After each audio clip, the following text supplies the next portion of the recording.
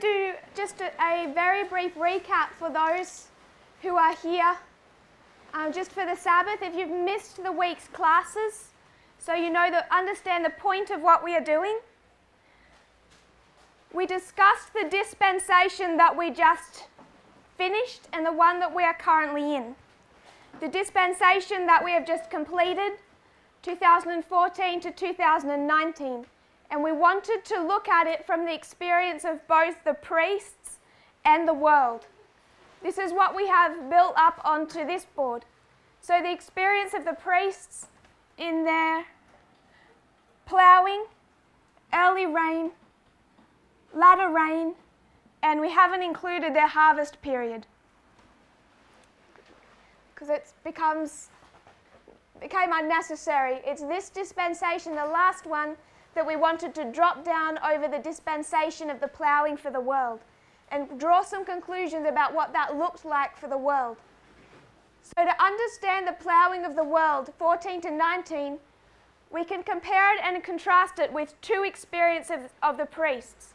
We can compare and contrast their ploughing with our ploughing. So there's 10 years prior, 10 years preparation for the time of the end, 10 years preparation for the time of the end, when they're meant to wake up. Then they're going to have increase of knowledge. There's going to be two streams, one correct, a correct stream, a messenger raised up to give that message. In this history, we traced Elder Jeff Pippinger, and for them, we traced the work of particularly Michael Moore and those connected with him. And Sister Snyder gave a worship during the week speaking about Michael Moore and his history, and I believe that will be uploaded if you've missed that. Some history on who has primarily given the ploughing message for the world and what that contains in his history. So we compare and contrast their ploughing with our ploughing, build that structure. But then we can also compare and contrast it with our same dispensation, so our latter rain over their ploughing history. And when we did that, we found that what was testing us is the same thing that was ploughing them. The test stayed consistent. Once we built this structure of the ploughing of the world, we saw the division between these two streams, and we defined them as Michael Moore, this liberal stream, you could say, or Steve Bannon. And we also traced the work that he did in really all the way from 2012, but particularly 14 to 19. So we've traced our two streams, Michael Moore and Steve Bannon, and how they have both impacted the world, particularly since 2014, but also as we know that they exist on the lines of the 144,000, all the way back from the time of the end in 1989. The purpose of all of this was for us to discuss what the harvest of the world looks like. So if this is their ploughing and the two streams that develop in that history, when we come to their harvest time from the Sunday law to Daniel 12:1, and when we go to the world, what type of message do we bring and how does this divide them? That's the discussion that we had, and we didn't draw any conclusions of that. I just wanted people to see how there are different views in the movement right now about what that history looks like. People have different ideas, this is just some of them, of what type of message we bring, what we require of them to change, and also of the two groups that develop. Although there is mostly unity on this point, at least in this class there is unity on this point that the two groups that develop are, simply put, conservatives like Steve Bannon and liberals like Michael Moore. So we're discussing the harvest period of the world after the Sunday law forward. We then put that to one side, and we haven't dealt with that since the beginning of the week. Then we came to a seemingly disconnected subject, but we'll bring it back to this, about what the counterfeit is. So we traced the history of the 1260 up and through the history of the deadly wound of the papacy in 1798, the history of this deadly wound. We compared and contrasted ancient Israel with ancient Babylon, both operating like a theocracy. In summary, we did the following. We understood that ancient Israel operated as a theocracy, and we used Samuel as our example, where he is both the head of government and also the head of the religion. So whether it's a spiritual matter or a government matter within ancient Israel, Samuel wore both hats.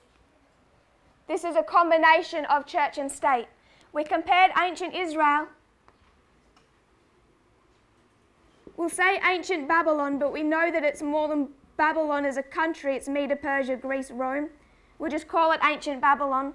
And we identified that they also could tend to work as a theocracy. And we traced Darius.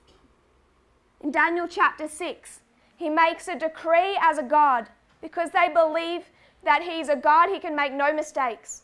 So he signs a decree as God, wearing his god hat, that no one can worship or pray to any other religious deity except to him for 30 days. So he's deified. He's head of their religion. Because he did that in his god hat, he can't make any mistakes. So when he comes back as king and says that he wants to scrap that law, absolve Daniel of breaking it, he's reminded that he actually can't absolve his own law. He wears two hats, hat of king, hat of deified God. So they operate in the same fashion, theocracy, theocracy. We come down to the end of ancient Israel, and we defined this as the history of Christ and the early church.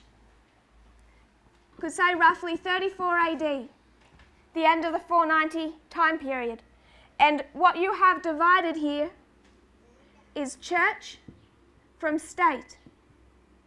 So people have, Pharisees, the Jewish nation, had this idea that when a Messiah would be born and a deliverer rise up, that he would return both their religious freedom, their religious authority, and also their state power. So they would be released from under the control of the Roman Empire. They expected deliverance, primarily on this government level.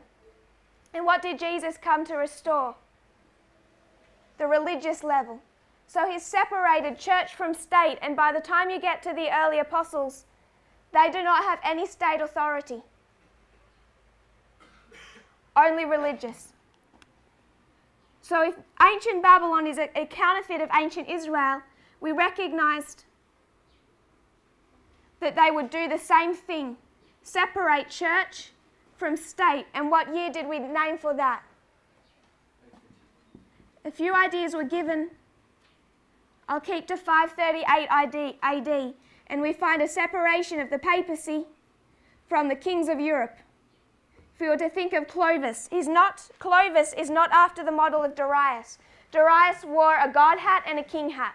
Clovis only has a king hat, but he has surrendered religious control to the Pope, who only wears a god hat. Can we see that? They separated church and state.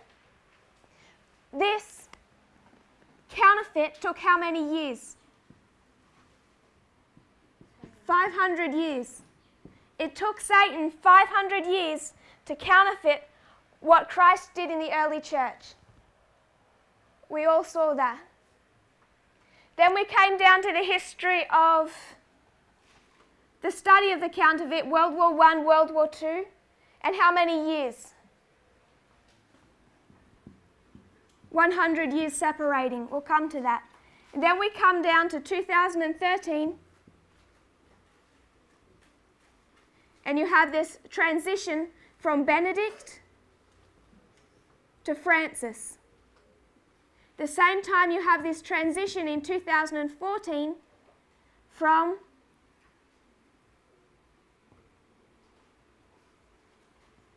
Jeff to Elder Parminder. How many years are we now apart? One in this instance, I would suggest we're right on top of each other, because this isn't the only year. Do we all agree with this? No, we don't. There's people here who don't believe that the counterfeit resurrection is the papacy. So I want to make really clear we do not all agree with this. We'll come back to that. So we talked about 1798. The papacy went into a Laodicean condition. They chose temporal prosperity or worldliness, as Brother Rogers defined the Laodicean condition, instead of fulfilling their job function. In 1773, France gave back to the papacy the area of, I'm going to pronounce these wrong, Brother Maurice will tell us that, Avignon, Benevento and Pontecorvo. 3 French territories. So there was a quid pro quo, you could say, between the kings of Europe and the papacy. And the papacy received counties that had formerly belonged to them when they absolved the Jesuit order. You can trace that in history. And we compared and contrasted that with God's people and their Laodicean condition. So the disagreement that we have been having the last three days particularly, make some room, is over the issue of the resurrection of the papacy. We know that it experiences its deadly wound and death in 1798 to 1799. We traced how it was declining in power through most of the 1800s.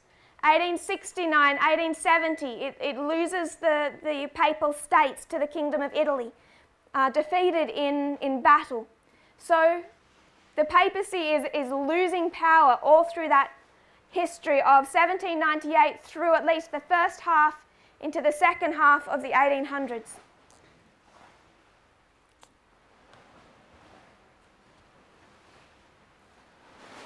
And then we came to the discussion of the healing of the deadly wound. So a couple of quotes were given. Before we do that, I just want to make one point. When do we go to work?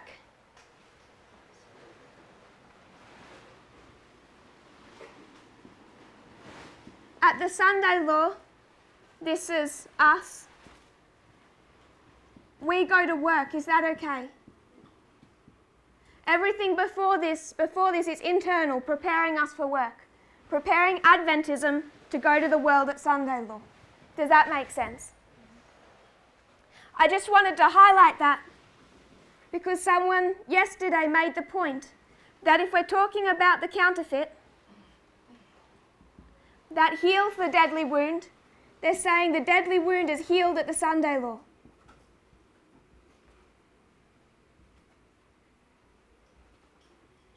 And at Sunday law, what does the counterfeit do? It goes to work.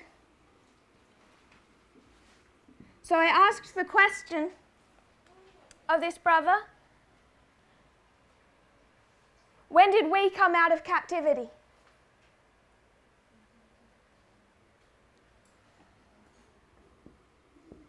And the answer was given 1989. So from the time that we come out of captivity and begin to be restored to the Sunday law, we know this is at least 33 years. Is that okay? We know it's over 3 decades, however far that is. So when we're talking about the healing of the deadly wound, counterfeit went into captivity. When do they come out of captivity?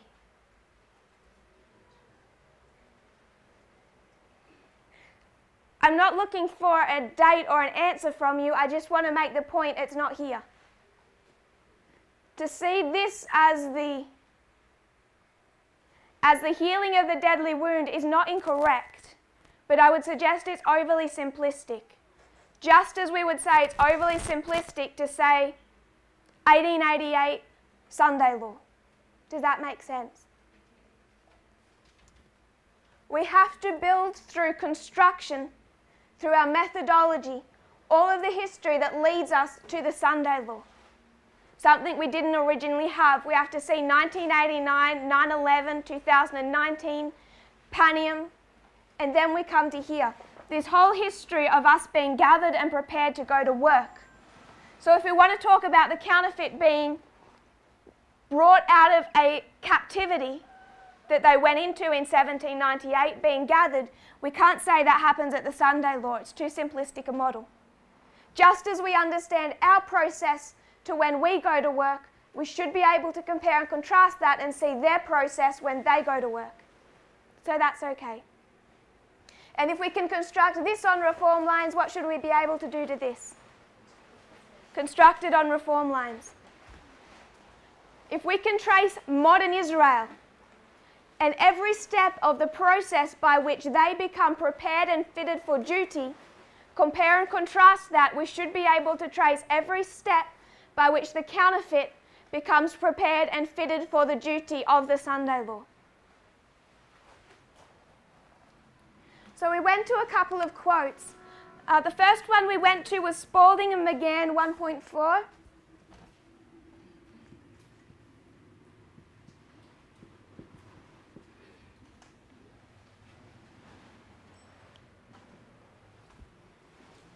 And in these paragraphs, she's talking about the papacy and Protestantism, and she writes these quotes in the history of the 1850s. So we know that's early on.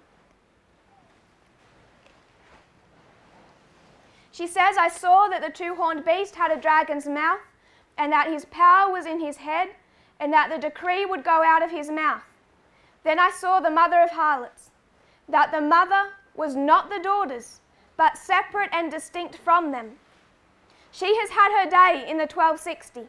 The 1260 is past, and her daughters, the Protestant sect, were the next to come on the stage and act out the same mind that the mother had when she persecuted the saints.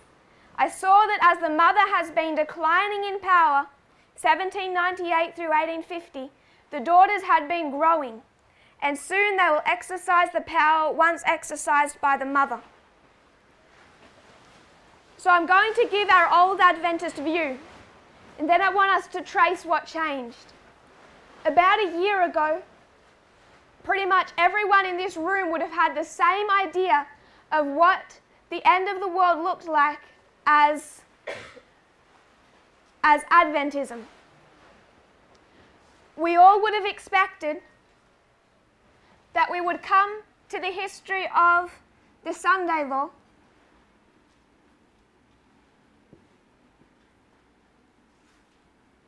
this way, Mark. And who would we have said enacted the Sunday law?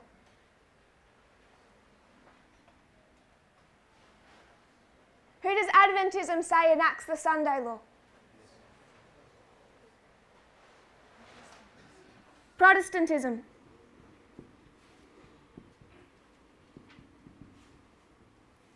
Every good Adventist knows that Protestantism enacts the Sunday law. Is that okay? And then we would have said Protestantism enacts the Sunday law, but it's the papacy whose deadly wound is healed.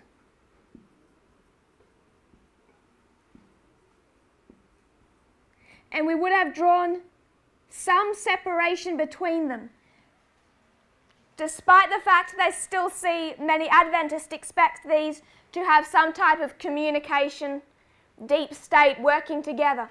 There's still a distinction. Protestantism enacts the Sunday law, but it's the papacy whose deadly wound is healed. It's a traditional Adventist interpretation. So a year ago we would have mostly all of us have bought into this same model. Then around the middle of last year, while we are studying the history of slavery, going through the chapters of early writings, we become aware that Christ was meant to return in that history prior to 1863 And we find that early writings follows the same structure model as the Great Controversy. And if Christ was to come back in that early writings history, prior to 1863, everything is laid out in systematic fashion, the steps to the second advent. And when she does that, she shows the history of 1850 as the history of when the cup of the sin of the United States was filled. And what is this cup full of? Slavery. It's a chapter called The Sins of Babylon in Early Writings. We started to understand this, that if Christ came back prior to 1863, this was the sin he was judging the United States for. It's easy to see in that book, Early Writings. And then we found that what we already understood, have known for a long time, in the 1888 history, the cup of the United States is again being described as full. And what does she say the sin is this time? The enforcement of Sunday. So this is the sin of the United States. This is the sin of the United States. First and second history. This is what you get from early writings. This is what you get from the Great Controversy. And what we then understood is that by the rules of the triple application of prophecy, just as we've done for some years now, World War I plus World War II equals World War III. So this history plus this history equals the Sunday law waymarks at the end of the world. The sin of the United States. So we're taking early writings narrative plus Great Controversy narrative to combine them and explain the story at the end of the world. 1 plus 2 equals 3. And what are we changing about our old understanding?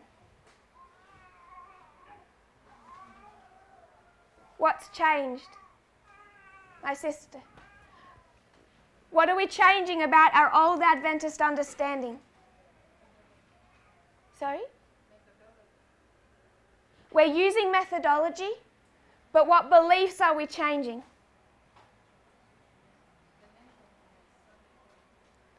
The nature of the Sunday law. All that we're changing is our understanding of what goes into this cup. Does that make sense? This is the cup of sin. Here the sin is slavery. Here the sin is Sunday enforcement. We combine both and we understand what fills this cup of sin at the end of the world. Is that okay? So I want us to be clear that's all that was changed. And we combine early writings with the Great Controversy to understand this.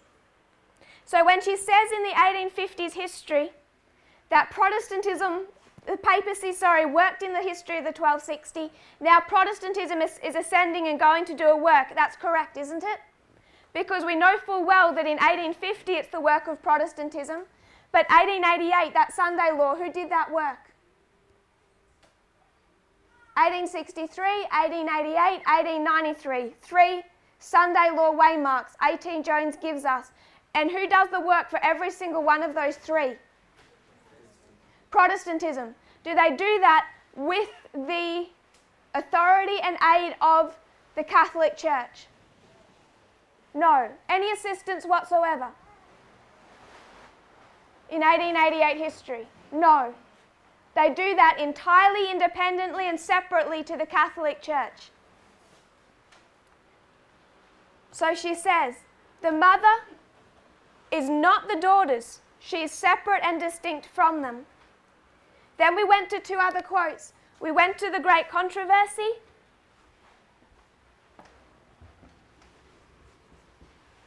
(578.3).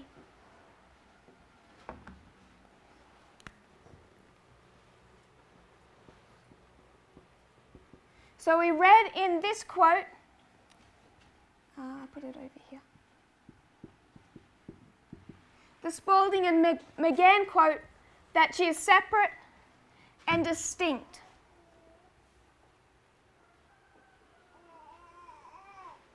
The mother and the daughters.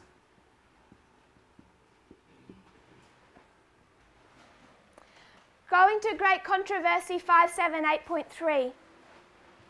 She's talking about Revelation 13, and she says that the power represented by the beast with lamb-like horns shall cause the earth and them which dwell therein to worship the papacy. They're symbolized by the beast like unto a leopard. So she gives us two beasts. One beast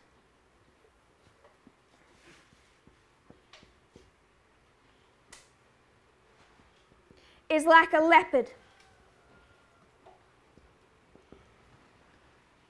And another beast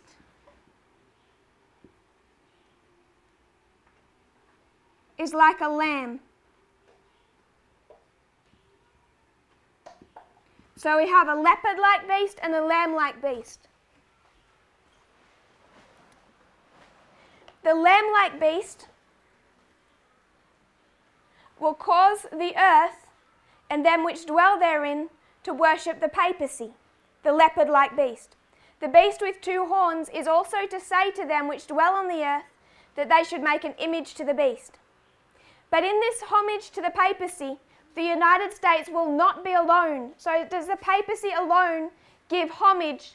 So does Protestantism alone give homage to the papacy? No, this isn't purely the work of Protestantism or the United States.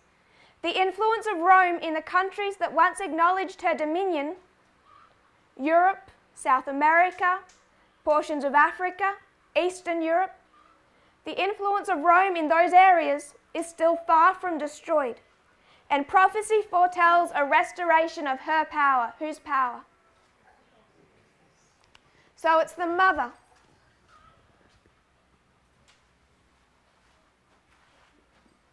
Who will have her power restored, yes? And the context, the same sentence, is talking about her influence that she still has from the history of the 1260, yes? So if we trace that influence, 1260, that influence belongs to the papacy. Suffered a hit. It waned. It comes back. To Protestantism? No, to the papacy, because it's still hers. The infliction of the deadly wound points to the downfall of the papacy in 1798.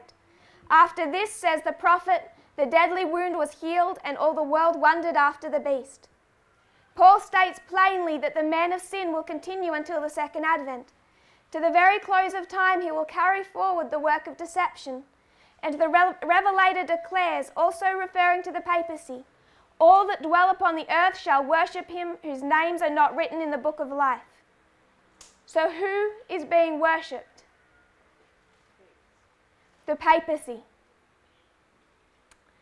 So if the papacy is dead, how can it be worshipped? Jesus was alive, wasn't he? He died. He's resurrected. Do we worship someone else in his honor? Who do we worship? Christ. So she's drawn a distinction between the mother and the daughters. And the beast that is healed is the same beast that received the deadly wound and that was suffering or experiencing a lack of influence from 1798 through the early 1800s. She says her influence is far from being destroyed. A lot of influence, 1260. Less influence, 1798 through 1820, 30, 40, 50, 60, and her influence begins to be restored.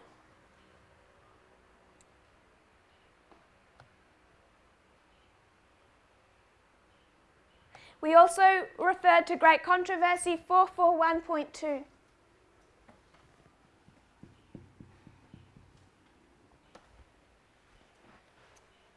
She talks about the two beasts here again.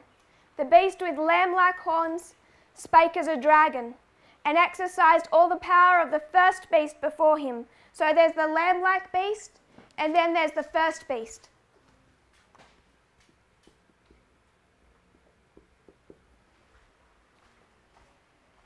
And causeth the earth and them which dwell therein to worship the first beast, whose deadly wound was healed. So whose wound is healed?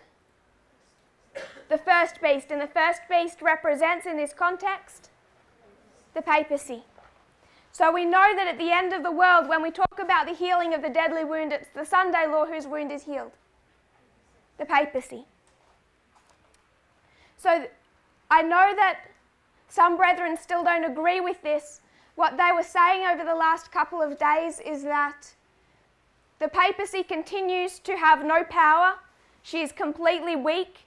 The way that her wound is healed is by Protestantism enforcing Sunday laws, and somehow that gives glory to her.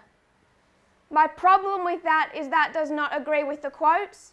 It does not agree with any of our methodology, and is completely indefensible. And I don't really want to continue that discussion because it becomes pointless when we're not employing the same rules of parable teaching. Unless we're going to work on the same rules, we are never going to come into agreement on this point. So my position, and we'll move on from this, is that these are separate and distinct, and that we cannot blend them. We cannot say that the daughters, conservative daughters, enact a Sunday law and somehow that gives glory and power back to a dead beast. We can't say that. We can't say that somehow by the action of enforcing Sunday and then forcing Catholicism, liberal Catholicism, to be dictated to by Protestantism, that somehow that is giving the papacy power. Francis is not in agreement with Steve Bannon, and Steve Bannon dictating a Sunday law does not give glory to Francis. We have to keep them separate and distinct. And that is something we all would have agreed to do and had no trouble doing when we all followed the 1888 Great Controversy model. The only reason that there's now a disagreement over it is because we have seen the rise of conservatism in America. And in re-looking some of these quotes, I think people have thought that we were undoing and questioning more than we were. But by seeing that what filled the cup here and what filled the cup here both apply to what fills the cup here, does not say that the role of the papacy in these histories is scrapped in this history. You can't do that with our methodology. So I want to make sure that enough of us agree on that point to move forward. Sister Elizabeth, how do you see it? Sister Snyder. Rogers. Brother Willie. Do you see it? How do you see it? Do you agree with this model? Separate and distinct, deadly wound healed, papacy. Sister Adol.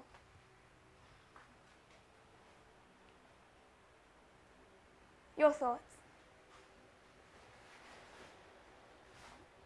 Do you agree with this model? The papacy regains power at the end of the world, not power by proxy through Protestantism.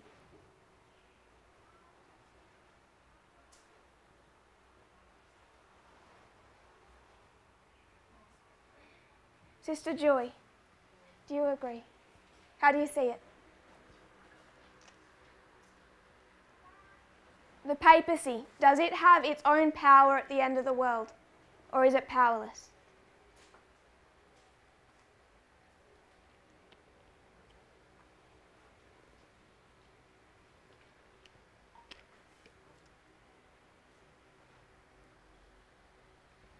Not sure? Sorry? What's that, sorry?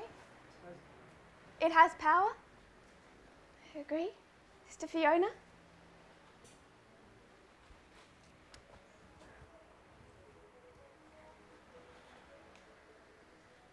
Brother Dennis?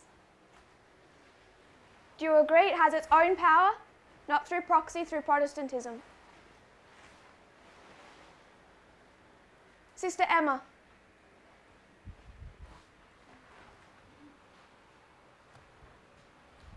Sister Priscilla? Where were you? How do you see it?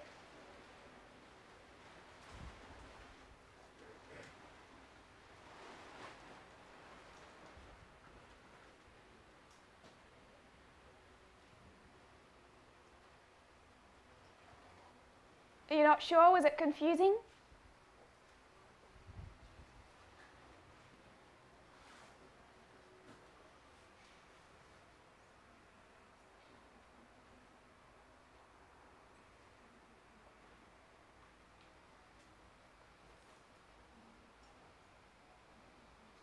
Can you see in the quotes that it's the mother that regains power? Separate and distinct to the power of the daughters. That her deadly wound is healed? Or do you define that differently?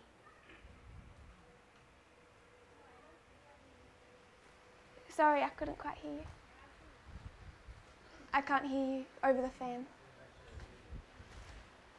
I still can't hear. Just one person, if you can talk. Project your voice. You agree with this model? Okay.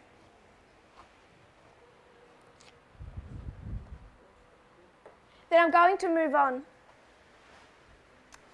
We're going to move on as if we all agree that the mother is distinct from the daughters and regains her own power in a fashion that is separate and distinct. Protestantism enacts the Sunday law, but the healing of the deadly wound is directly relating to the experience of the Catholic Church and the Pope of Rome.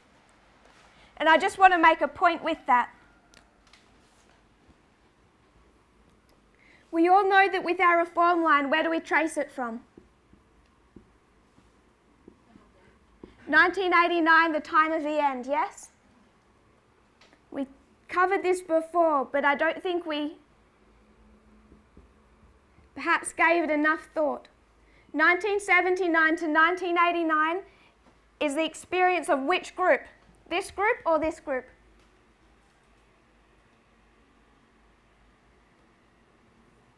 Is it the working of Protestantism or is it the working of the papacy?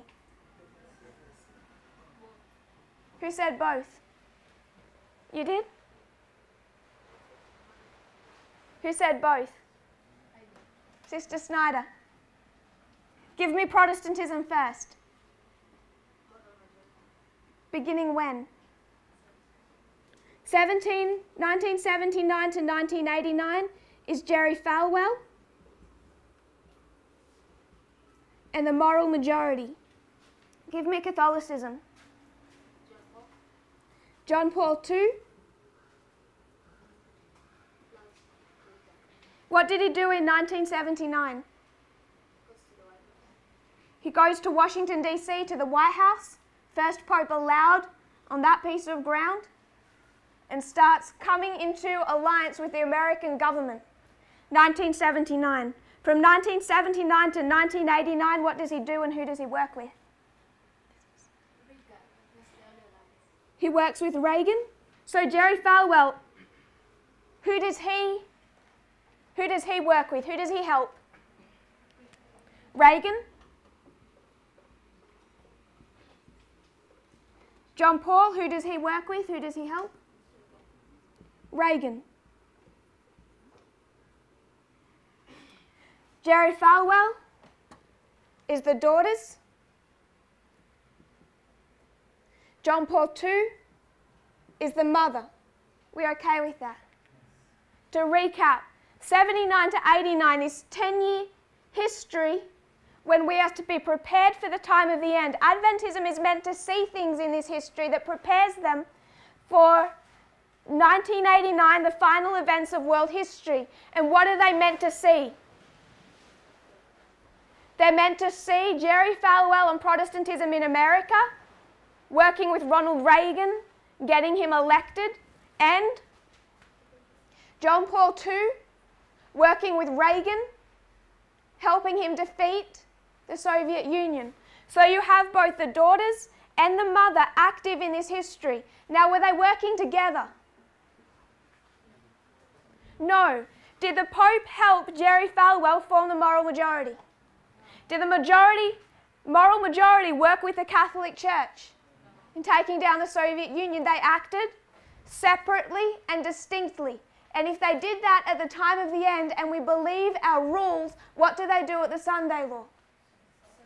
Separately and distinctly, both? Yes. So we know that this waymark and this history is not purely the working of Protestantism. The time of the end and the preparation for that tells us that. And why would God give us this 10 years for Adventism to open their eyes and show them the working of the papacy, for them to then have to see that the papacy has no role in end-time affairs? One final thought on this subject. The midnight cry message. This is the preparation, ploughing of the priests, both subjects. We come down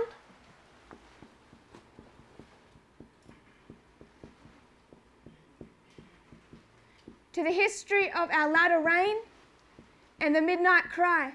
This midnight cry message, did it tell us of the experience of the mother or the daughters?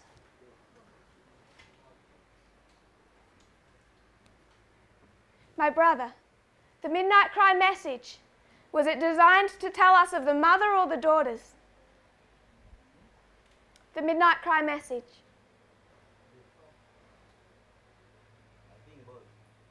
Both. So, if we were to structure the message of the midnight cry, it's a series of lectures, classes, done in Arkansas of October 2018. The very first one was what subject? What was the very first presentation of the midnight cry? Fatima. And what was the point of Fatima?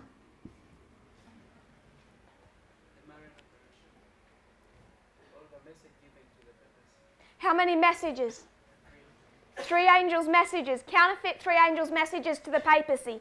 Are those messages of Fatima of any benefit to Protestantism? So you already know that the counterfeit relates directly to the papacy in a way that doesn't even impact Protestantism in any fashion whatsoever. Can we see that in Fatima? This is the first. What was the last?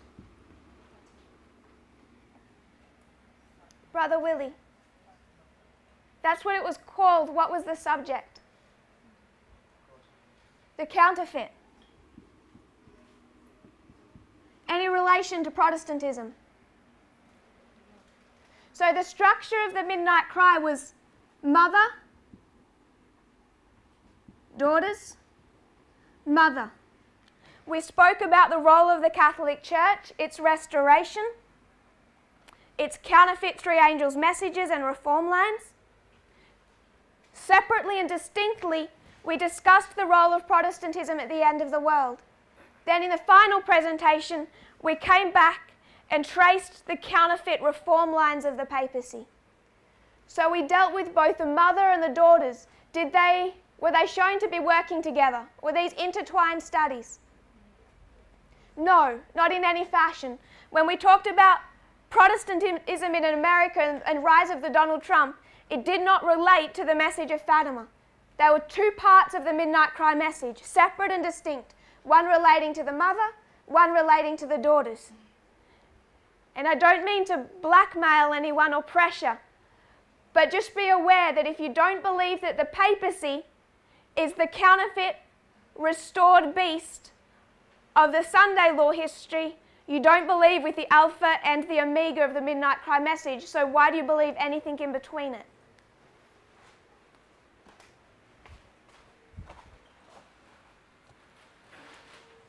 So I want to come back to those studies. we did the line of modern Israel, and I thought this would be done in about 10 minutes. We will do the line of modern Israel, compare and contrast, and show that the counterfeit of that, the restoration at the end of the world, is modern Babylon or the Papacy. We wanted to do that, I think, Tuesday, but we've spent most of this week discussing whether or not it's the mother or the daughters that is resurrected. I'm going to move on and say it's the mother. So what we want to do then is remind ourselves.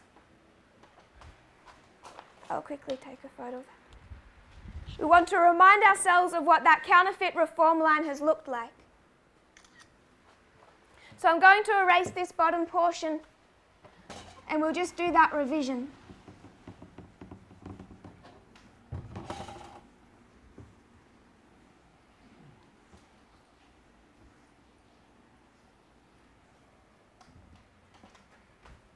And I don't want to go through every proof for this, because we've already been through the nuts and bolts of this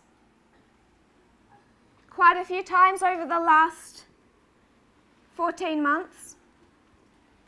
I just want to remind us it exists, and for those that are not so familiar with it. So we see this time of scattering and captivity, and we traced that scattering time from 538 to 1798 to 1260. We know that the papacy went into captivity in 1798. If there are two parts, an alpha history of modern Israel and an omega history of modern Israel, how many histories for modern Babylon? An alpha history and an omega history. So we went back and traced the alpha history. We found that from 1798 through the 1800s, the papacy was struggling to maintain any authority that it did have. They lost the papal states, just one subject, but it was really an ongoing persecution all the way from 1798 through most of the 1800s. And then we came to 1899. Without going through the quotes, we saw that there was a messenger raised up here, and who was he? Does anyone know that history? This is the history of Eugenio Pacelli. There's a family of dedicated Catholics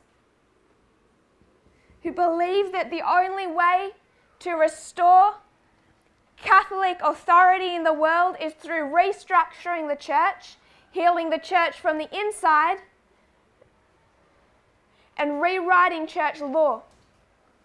So we understand, we discussed before, in the history of modern Israel, all the history from 1989 to the Sunday law is God doing what? Restructuring, healing from the inside. So before the papacy does a work, what must happen first? Restructured from the inside. This family understood that, and they all became Vatican lawyers. When the papal states were taken in 1869, 1870, the Pope fled Rome, and he took his lawyer with him. That lawyer was Eugenio Pacelli's grandfather. So there have been dedicated Catholics working with the papacy from the history, from at least the 1850s, 60s. 1899, Eugenio Pacelli begins to study Code of Canon Law. They're acting on their family belief that they must restructure the church on the inside if it's to regain its political authority. And he completes that work in 1917. In 1917, May, he completely rewrites church law, known as Code of Canon Law. And at the same time that he's restructured that church law, we also have the visions of Fatima, the beginning of the apparitions of Fatima. So we have two messages here. We have the work of Eugenio Pacelli, and we also have the final giving of their prophetic message. William Miller, when did he receive that prophetic message?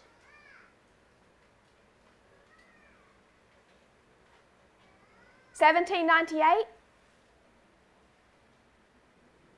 When did William Miller receive the prophetic message?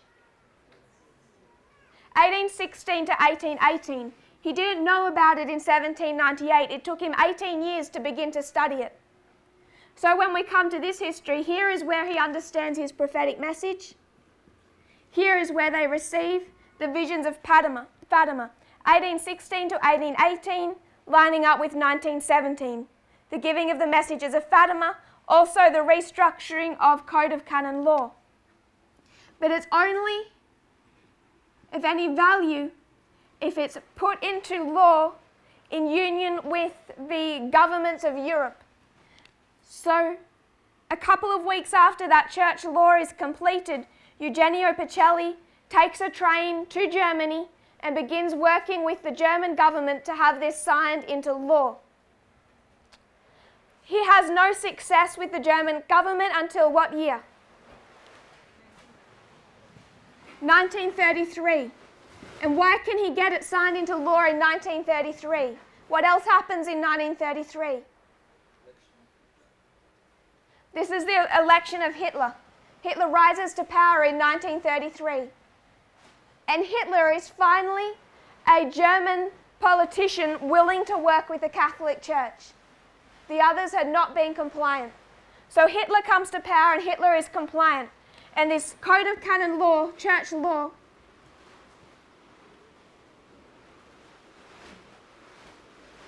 is signed between Hitler and Eugenio Pacelli into what is known as a concordat.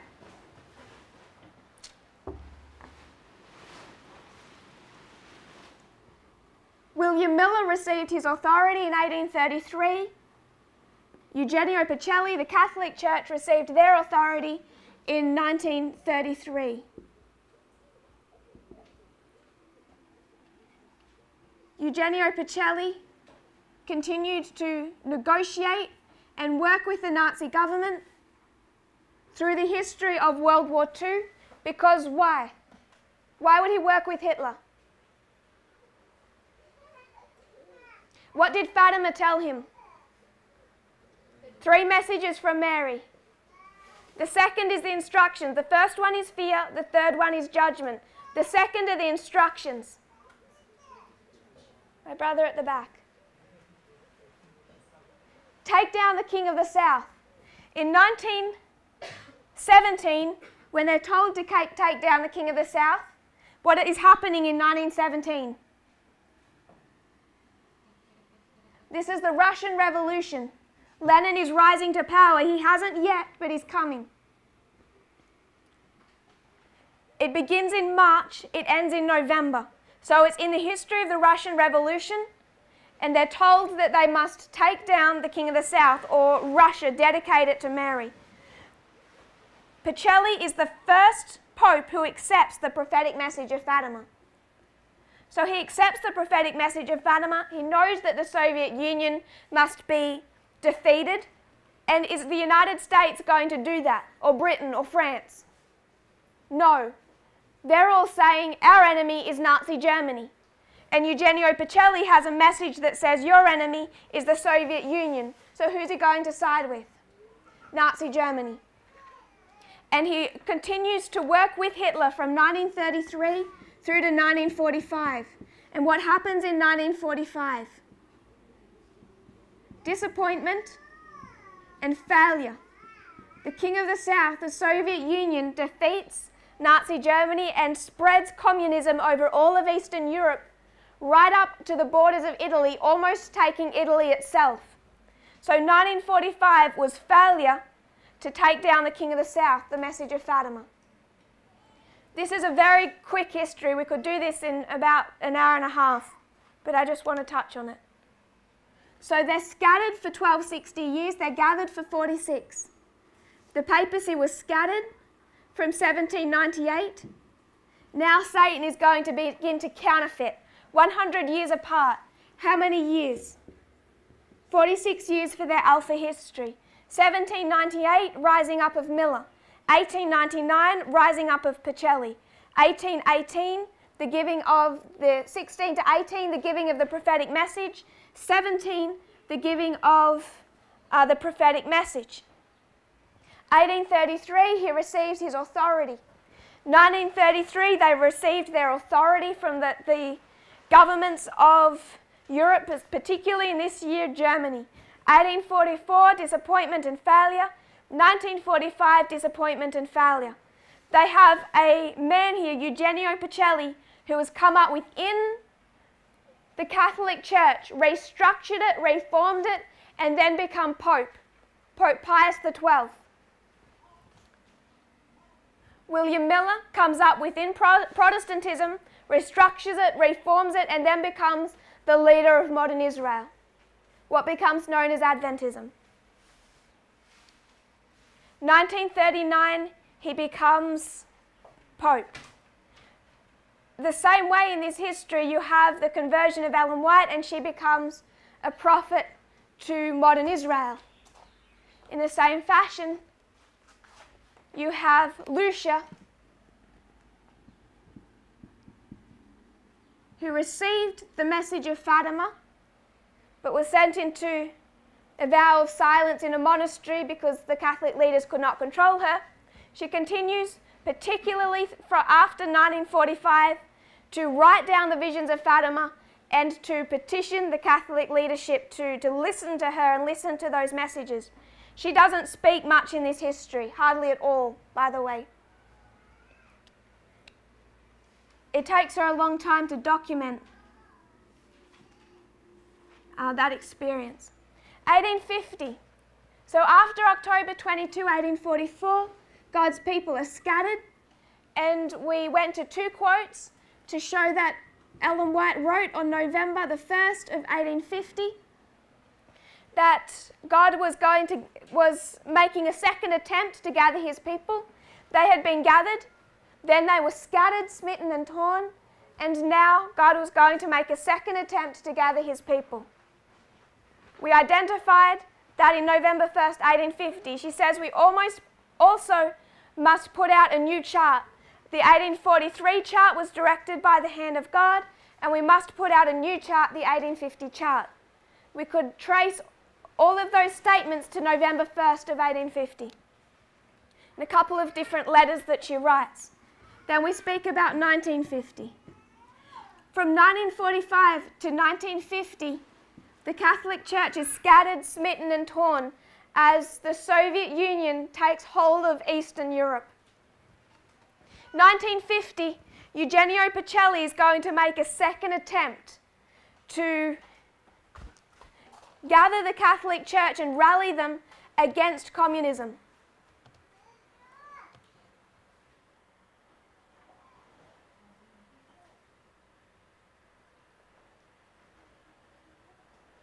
This is the book Hitler's Pope, pages 345 to 347.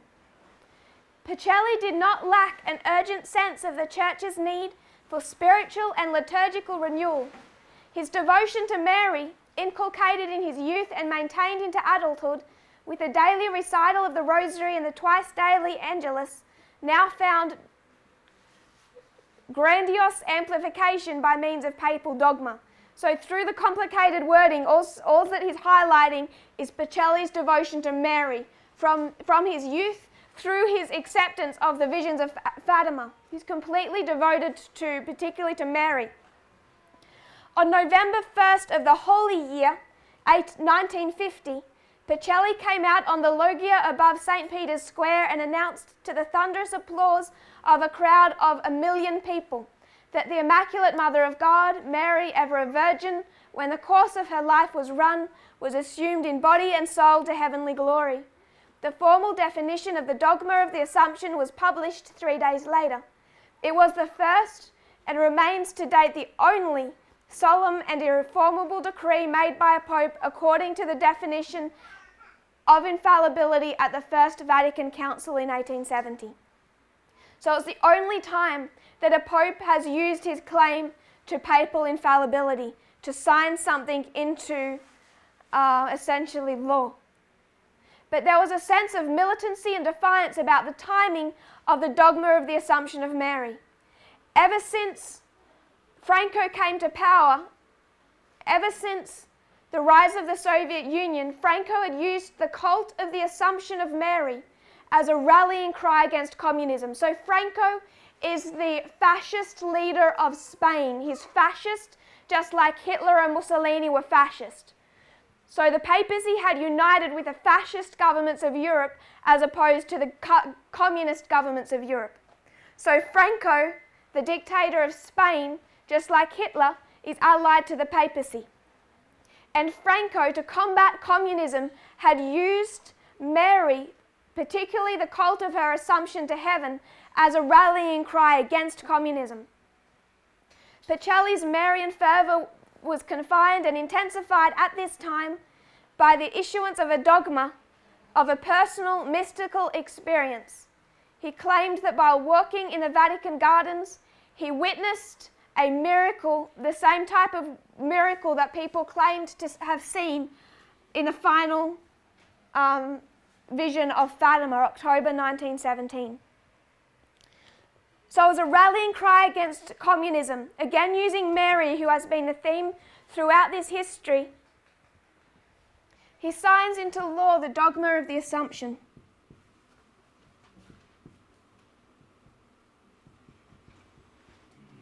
He's calling people back to the messages of Mary that have existed, been a message from 1917.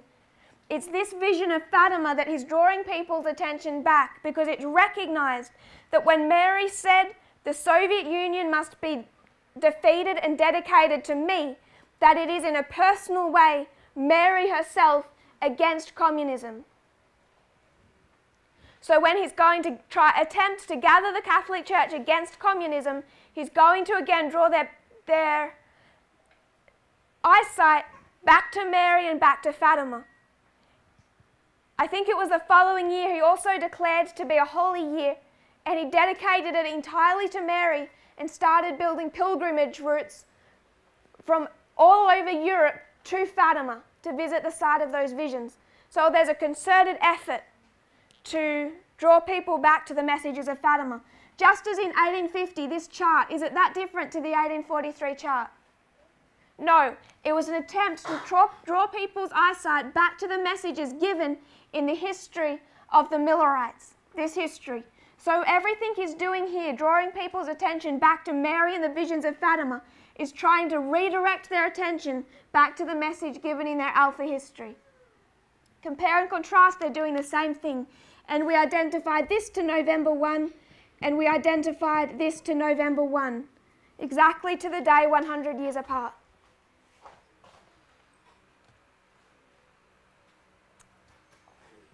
But they've gone into a Laodicean condition in 1850, just as they do here. And this gathering does not work. So 1863, they organize. 1862, you have the Second Vatican Council. The first was 1962. The First Vatican Council was 1970. It's 1870, First Vatican Council. And that was when they came up with the doctrine of papal infallibility. But in 1870, it's the same history of when the papal states are annexed. So that First Vatican Council is never finished. They all have to flee and abandon the council. So 1962 is a Second Vatican Council, and they formally end the first, almost 100 years later. In this Second Vatican Council, they organize. They reorganize the Catholic Church. Is that good or bad for the papacy at the end of the world? It was good. That point alone tells us so much. That one compare and contrast. Benedict, did he support the reorganization of the Second Vatican Council?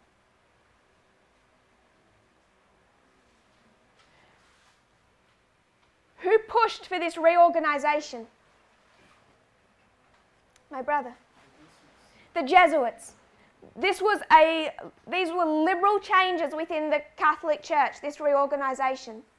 And it was done particularly through the pressure of the Jesuit order. So Benedict, does he support those changes and reforms? No, he doesn't believe that they're any good. John Paul II didn't believe they were any good. Francis, does he believe these were good changes? Yes. So if this is good for them at the end of the world, who's the Pope that does that work? Benedict or Francis? Francis. One compare and contrast can make that point, but we have more evidence than that. But what about their prophetic message? What is their prophetic message? Fatima. And they're told in that prophetic message to do one task: defeat communism and the Soviet Union. In 1962, there's a new Pope, I think he's John the 23rd, and he decides that at this council, he wants members of the Russian Orthodox Church to attend, leaders of the Russian Orthodox Church. So he goes into a secret deal with the Soviet Union, the leaders of the Soviet Union, that as long as the Soviet Union allows the Russian Orthodox leaders to come to that council, then at that council they will make no condemnation of communism. So he compromises. He doesn't believe in the message of Fatima. Lucia is writing to the Pope. He ignores her. Pretty much the popes of this history, from the death of Pius XII in 1959, I think it was 58 or 59, through to John Paul II, these popes do not believe in Lucia. In fact, when she tries to have an audience with them, I think one of them tells her to get back in line with all the other people that want an autograph. They have no time for her. Partly because she's a woman. Compare and contrast. Ellen White, how did the leaders treat her? They really didn't listen that much. Lucia had the same problems. They didn't listen that much.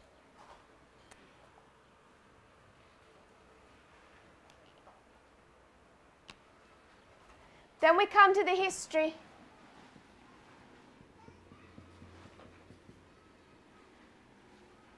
of 1989. In 1989, someone has been raised up to do that work, and who is that? You have a couple of layers to this story. Back up here you have Butler versus Wagner, yes? And if they had have been faithful, would the work have been completed? And they were half right and half wrong. So you come down to 1989 and you see the leadership, John Paul II. Is he doing a good work? He accepted the message of Fatima. He wanted to see the defeat of the Soviet Union. And why was that?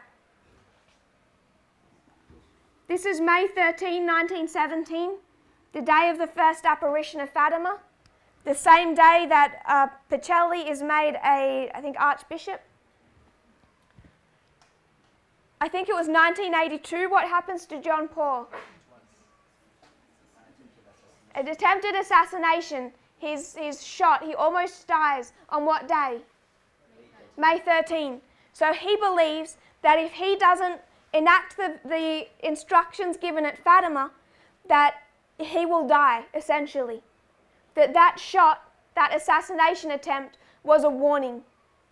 A warning that the Catholic Church has not fulfilled what they were told to do, and that the third message of Fatima is coming for him. The third message being judgment if the second is not fulfilled.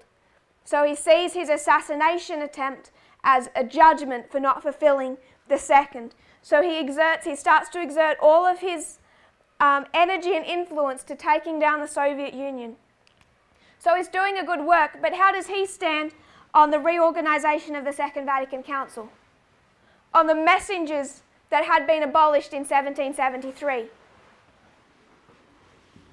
On the Jesuits? He's directly opposed to the Jesuits. And this is a history of civil war inside the Catholic Church. John Paul II trying to destroy the influence of the Jesuits. This was, in some ways, all-out warfare. A close associate of John Paul II was a man known as Malachi Martin.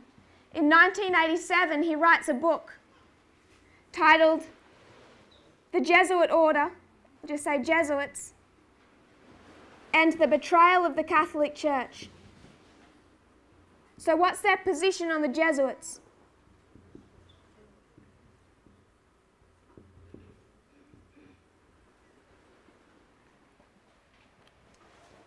So you have the leadership. They're right on many points. But you also have Wagner, who's also to give a message, raised up to give a message. The leaders are directly opposed to Jones and Wagner. The two cannot come together in any type of polite fashion and organize out their differences. They can't iron out their problems. They can't work together. They are stuck both on their opposite sides, and Ellen White condemns them for their behavior. 1989, you have John Paul II. He's doing a good work, but he's directly opposed to the Jesuits, the messengers that we all agreed, the messengers, counterfeit messengers sent by Satan. They cannot organize or sort out their differences, and this is a history of civil war. Neither side accomplished their task. John Paul II overthrows the Soviet Union, but not finally. He does not take over Eastern Europe. He does not gain back political power, and he loses America as an ally just as the Soviet Union is falling. He did not accomplish the task as he wished to.